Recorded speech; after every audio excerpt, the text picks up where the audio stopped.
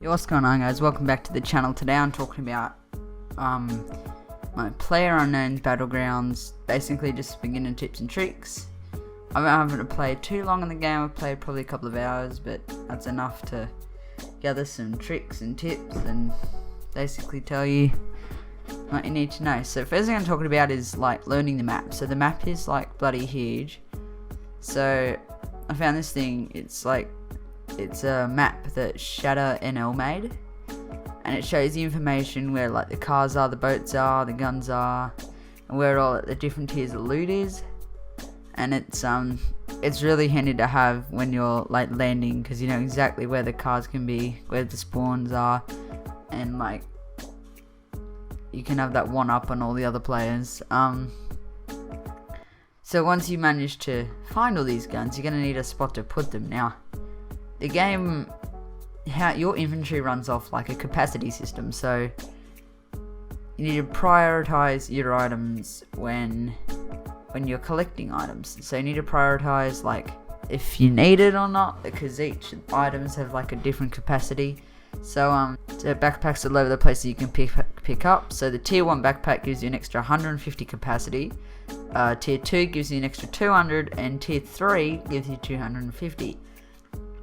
Any torso armor you pick up will increase your capacity by another 50, regardless of the tier. So tier 1, tier 2, tier 3 body armor will always increase it by 50, which is, I think, is pretty cool. So there's like 3 modes to play in the game. You can play as a solo, and to come out on top you have to be the best of 100 players. If you're playing in a duo, it's the best of 50 teams, or if you're playing in a group, it's the best of 25 teams. Now, as I said before, each armor gives you like 50 capacity, but the armor also provides protection. There are 3 tiers of armor, and almost always a brand new level 1 armor will be better than a damaged level 3 armor. So when looting enemies that you've killed or another player is killed, check how much damage has been taken on the armor and what tier the armor is. So in Battlegrounds there's these vehicles that you can jump in and get. So I use the map and you can find them all around. So these vehicles, they're extremely valuable in Battlegrounds, so knowing where they are, where they spawn, is really handy, because you can get one almost straight away. So spawning on the shore of the island will mean you're going to have to travel a lot, so having a vehicle that can get you into the circle faster, and you can find a good place to hide and make you faster than the other players reaching for the valuable loot. So along with armor there's helmets, so helmets also provide armor, but to the head obviously. So helmets prevent you getting one-shot headshotted. But if you get shot in the face, it's instant unless you have tier 3 armor, which has a face mask and you can prevent. So it's really good for those long-range snipers if you've got a tier 3, so you don't get out-sniped in the head from anywhere and you can just run away or hide in cover or whatever. So if you've been hit, understanding how to heal yourself. So there are bandages, there's first aid kits and med kits. So understanding the differences is extremely vital. So the bandages can be used consecutively, and you can get it to 75% health if you have enough of them. First aid kits boost you all the way up to 75% instantly after like using like the time you use it, and med kits boost you up to full health instantly once you've used it. But the med kits are extremely hard to come by, so yeah, good luck finding those. There are also energy drinks, painkillers, and if you're lucky to find one, an adrenaline syringe. So when you use these, they heal you over time, and it can heal you beyond the 75% limit. Using 2 energy drinks or 2 painkillers, or if you mix and match them, you can get a small but noticeable speed boost that can help you outrun a player or the blue circle of death that's killing most players. Also hitting the X key can put your weapon away and you run a little bit faster as well, so that helps too.